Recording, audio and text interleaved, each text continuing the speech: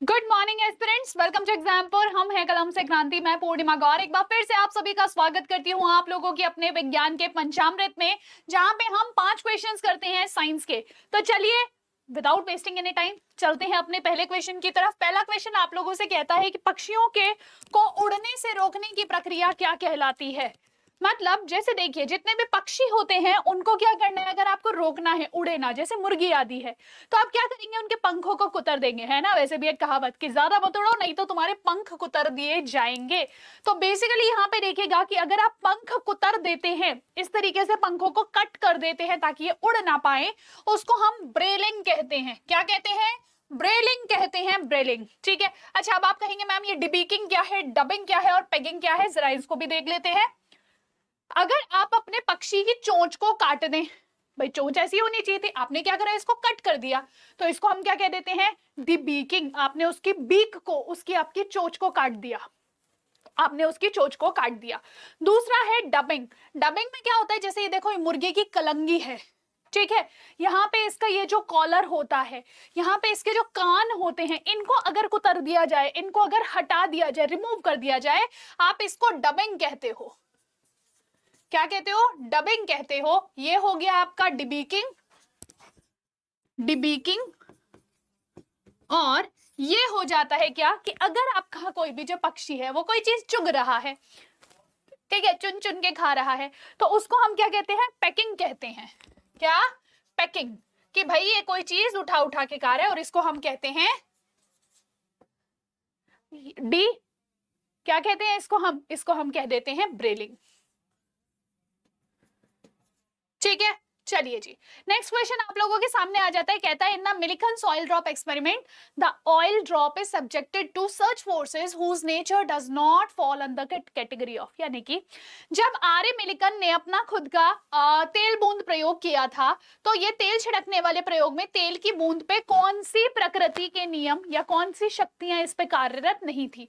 पहला है viscous force यानी कि श्यान बल, दूसरा है गुरुत्वाकर्षण बल, तीसरा है स्थिर विद्युत बल और चौथा है स्थिर चुंबकीय बल। अब आप देखिए, यहां से ये तेल की बूंद नीचे गिर रही है, यहाँ पे एक सर्किट, इलेक्ट्रिक सर्किट आपका तैयार किया गया है, ठीक है। और ये आपके पॉजिटिव प्लेट में से होती हुई आपकी ये तेल की बूंद जाएगी इधर नेगेटिव प्लेट की तरफ, और आपने यहाँ पे एक सर्किट जोड़ रखा है विद बैटरी। तो अब ये क्या होगा, ये जो तेल की बूंद नीचे जा रही है, इस छिद्र में से नीचे जाएगी, तो इसके ऊपर कुछ चार्ज आ जाएगा। अब इसकी वजह से क्या होगा, एक तो मैम तेल है तो उस पे से श्यान बल लगेगा, उस पे चिपचिपाहट रहेगी, तो ये चीज पॉसिबल है। दूसरा है मैम, वो तेल को आप ऊपर से नीचे ड्रॉप कर रहे हो, तो बच्चे जब आप उस तेल को ऊपर से नीचे ड्रॉप कर रहे हो तो उसमें गुरुत्वाकर्षण लगेगा कि नहीं लगेगा? लगेगा ना, तो इसका मतलब दिस इज ऑल्सो पॉसिबल। तीसरा इलेक्ट्रोस्टैटिक फोर्स। अब आपने यहाँ पे चार्ज प्लेट्स लगाई हैं, और अगर चार्ज प्लेट्स लगाई हैं तो यहाँ पे स्थिर विद्युत बल भी लगेगा, लेकिन आपने मैग्नेट्स की यहाँ पे कोई बात नहीं करी, तो यहाँ पे स्थिर चुंबकीय बल नहीं लगेगा बच्चा, ठीक है।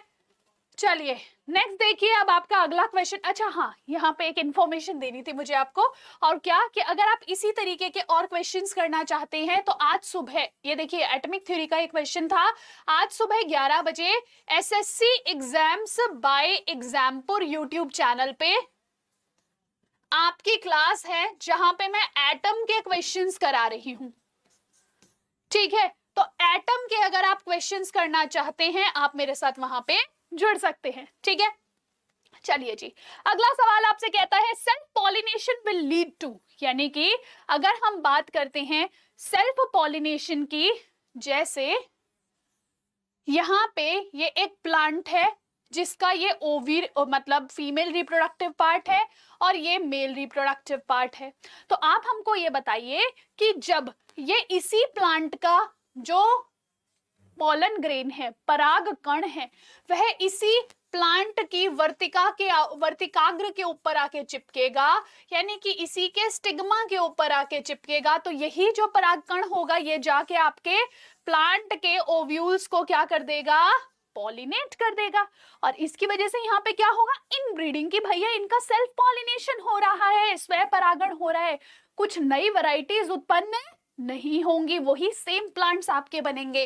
तो यहाँ पे rare breeding not possible, over breeding not possible, out breeding नहीं, यहाँ पे किसी और का इन्वॉल्वमेंट ही नहीं है। आउट ब्रीडिंग नॉट पॉसिबल, तो क्या होगा, इन ब्रीडिंग, खुद के अंदर ही ब्रीडिंग स्टार्ट हो जाती है। ब्रीडिंग मतलब प्रजनन, ठीक है। चलिए नेक्स्ट क्वेश्चन आपका फिजिक्स का है। कल काफी बच्चों ने क्वेश्चन वो किया था, कमेंट किया था कि मैम फिजिक्स के न्यूमेरिकल्स भी करा दो। तो बच्चे जो जो न्यूमेरिकल्स आप लोगों के पेपर के लिए इंपॉर्टेंट है, जैसे देखो अगर मैं एसएससी की बात करूं वहां पे आपसे न्यूमेरिकल्स नहीं पूछे जाते, लेकिन अगर हम रेलवे ग्रुप डी की बात करें तो वहां पे न्यूमेरिकल्स आपके पेपर में आते हैं। तो आप लोगों को ये तो पढ़ना पड़ेगा, ठीक है। चलिए तो यहाँ पे देखो डैश 18 वोल्ट के संभावित अंतर वाले, यानी कि विभवांतर वाले दो बिंदुओं पर 4 कूलम के आवेश को लगाने पर किया गया कार्य कितना है। अरे सीधा फॉर्मूला है, work equals to charge into संभावित अंतर, ठीक है। कितना आवेश है और कितना जो है आपका संभावित अंतर है, इसका जो एवरेज निकला मतलब मल्टीप्लिकेशन निकला, उसी से आप वर्क निकाल सकते हो। तो यहाँ पे देखिए आपके पास चार्ज कितना था, चार्ज था आपके पास 4 कूलम का, वोल्टेज है आपकी 18 वोल्ट की, तो यहाँ पे क्या हो जाएगा 18 चौके 72, तो 72 जूल इस क्वेश्चन का सटीक आंसर आ जाएगा, ठीक है। अच्छा अब अपना अगला क्वेश्चन और देख लेते हैं। यहाँ पे हमने फिजिक्स, केमिस्ट्री और बायो के और एक बॉटनी का क्वेश्चन कर लिया, और अपना आज का लास्ट क्वेश्चन रहेगा ये 5वां क्वेश्चन जो आपका करंट अफेयर से संबंधित है। देखिए न्यूज के अंदर काफी सारे वायरसेस हैं, ठीक है। इन्हीं में से आपका एक अभी रिसेंट है क्रीमियम कॉन्गो हेमरेज फीवर, ठीक है। यानी कि क्रीमिया में और कॉन्गो में ये जो रक्त स्त्रावन वाला बुखार है, ये बुखार फैल रहा है जिसको आप आमतौर पे नोज ब्लीड फीवर कह देते हो।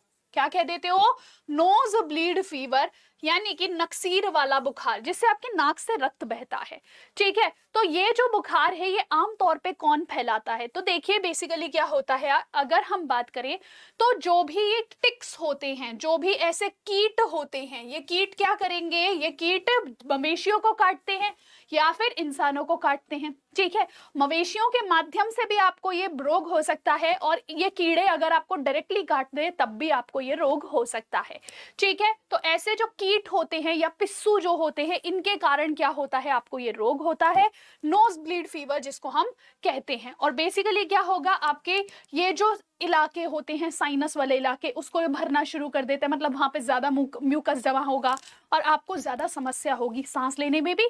और पता है आपको इसका मोर्टेलिटी रेट कितना है, तो इसका मोर्टेलिटी रेट लगभग 40% है, यानी कि अगर हम बात करें 5 में से 2 इंसान की मृत्यु हो जाती है, ठीक है। तो अपने आप को थोड़ा सा सेफ रखिए, जहां पे ऐसे पिस्सू पाए जाते हैं वहां से थोड़ा दूर रहिए।